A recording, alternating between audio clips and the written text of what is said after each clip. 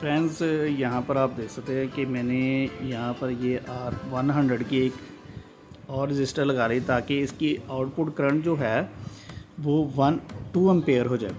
इस तरह हमारे सेल जो हैं लिथियम फास्फेट सेल जो होंगे वो फास्ट चार्जिंग जो है वो जल्दी हो जाएगी। और ये एलईडी भी लगा लिए जो कि हमें फुल चार्जिंग और लो चार्जिंग के बारे में जो है वो बताएगी। इसके बाद मैंने ये चार्जिंग मॉड्यूल भी लगा लिया है और ये माइक्रो यूएसबी का मॉड्यूल भी जो है वो कनेक्ट कर दिया है।